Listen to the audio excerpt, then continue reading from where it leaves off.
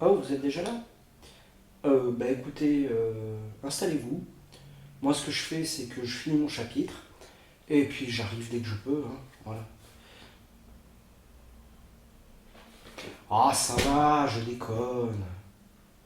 Là, je suis en train de découvrir Karel Čapek. Ça vous dit probablement rien comme blaze, Karel Čapek. Et c'est dommage. C'est dommage, mais vous inquiétez pas. On va faire les présentations.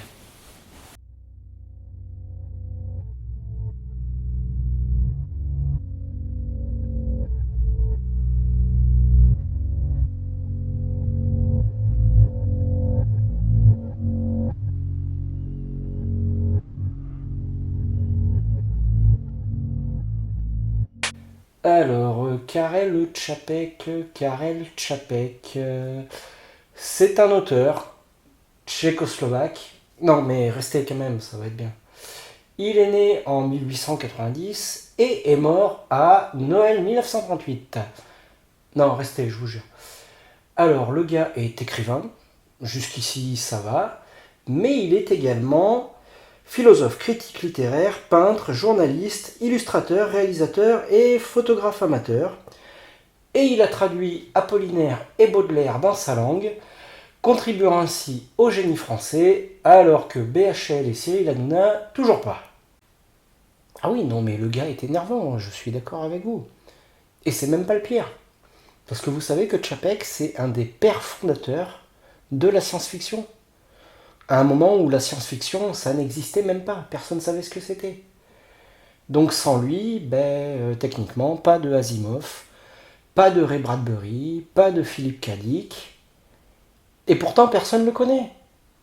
Et ça m'attriste. Alors réparons cet affront, voulez-vous? C'est d'ailleurs, anecdote, dans l'une de ses pièces de théâtre, RUR, oui, il écrit des pièces de théâtre aussi, et des livres pour enfants, et des poèmes. Non mais énervant, juste énervant. C'est donc, disais-je, dans l'une de ces pièces de théâtre que l'on entend pour la première fois le mot robot. Le mot a été créé par son grand frère Joseph. Karel, lui, il était plus parti sur un truc genre labor ou un truc comme ça.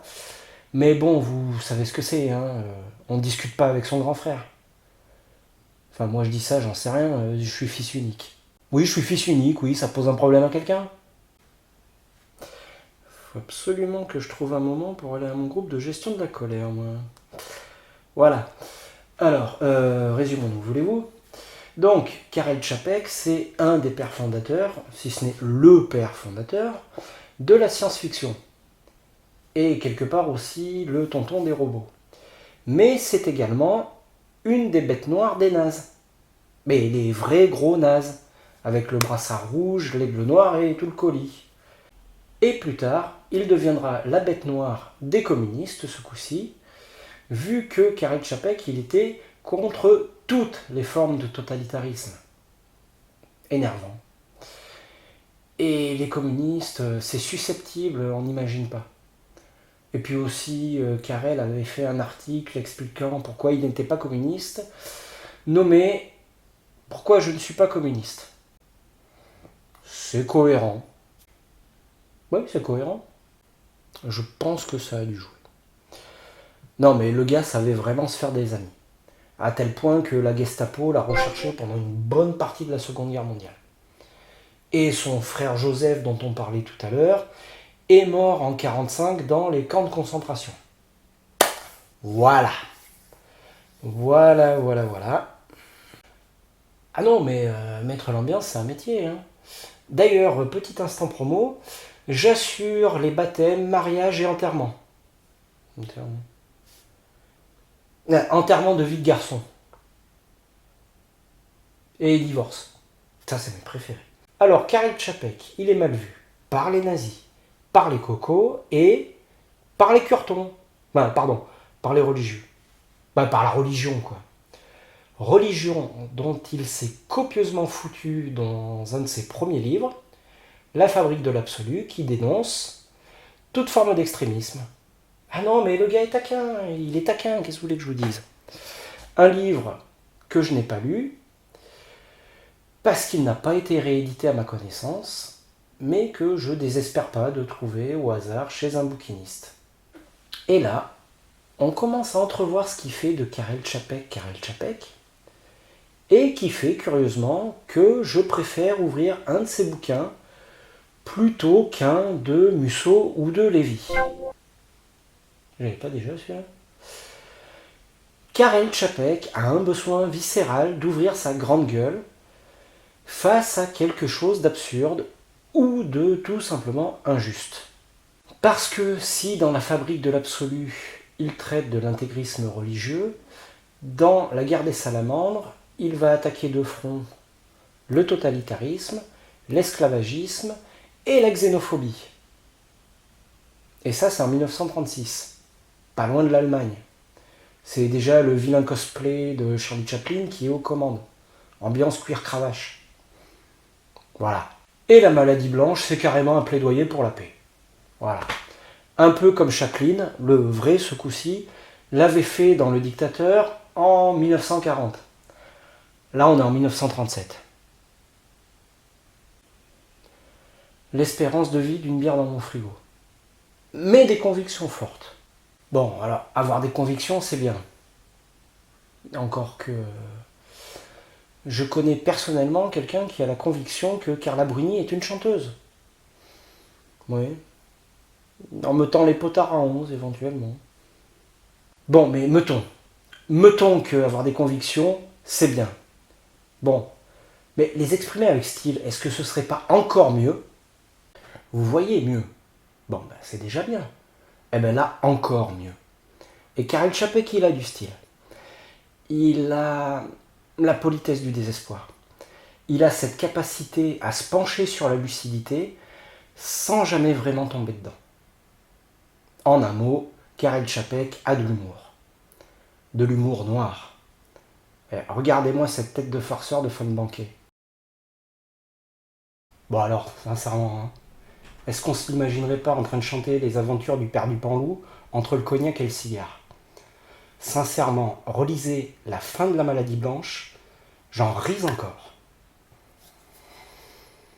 Bon, alors, ceci dit, je développe pour la team premier degré. Non, parce que je vous vois. Hein. C'est clair que vous n'allez pas vous taper des barres à chaque page. C'est pas Kev Adams non plus, le gars. Hein. Attends. Pour le coup, je suis pas sûr que... Bon, on s'en fout. Bah oui, parce que là, on parle quand même d'intégrisme religieux, de totalitarisme, de la fin de l'humanité et de chats. Voilà, c'est pas les blagues de Toto non plus, on est d'accord. Le gars, c'est un satiriste, dur de dur. Ça rit, mais ça rit jaune. Et avec un sourire plein dedans.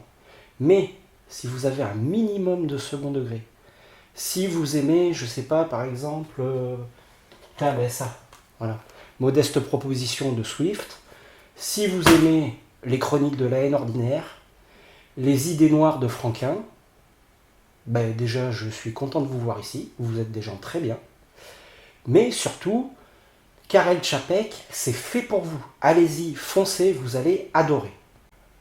Alors, qu'est-ce que je pourrais vous dire d'autre? Qu'il a fait des études en France? Oui, pourquoi pas. Qu'il a soutenu une thèse de philosophie à l'université de Paris? Aussi, oui. Wow. Le gars a passé une thèse. Moi, tout ce que j'ai réussi à passer, c'est la 6e.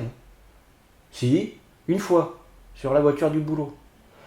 Qu'il a été proposé 7 fois au prix Nobel de littérature? Oui, ça aussi, bien sûr. Et qu'il est collectionneur de musique du monde? Oui, je pourrais vous dire tout ça. Mais je pense que le mieux, c'est que vous le lisiez et que vous vous fassiez votre propre opinion. Moi, perso, j'ai commencé avec La guerre des salamandres, qui est là. Voilà. Très bien. Mais vous avez également La maladie blanche, qui est là. Voilà. C'est une pièce de théâtre. Ça se lit super vite. Ça fait moins de 140 pages. Et c'est une très bonne introduction à l'univers de Čapek. Et puis voilà, bah, si ça vous plaît, dites-le moi. Et puis si ça vous plaît pas, vous pouvez... non, attends. Si ça vous plaît pas... oui, là. Si ça vous plaît pas, bah, dites-le moi aussi. Et puis voilà, bah écoutez, prenez soin de vous, hein, parce que c'est pas moi qui vais le faire. Et puis à la prochaine.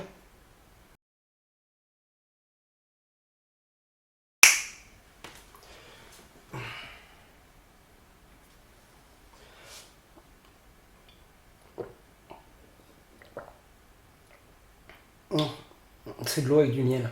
J'adore ça. Dans 20-30 ans, il n'y en aura plus.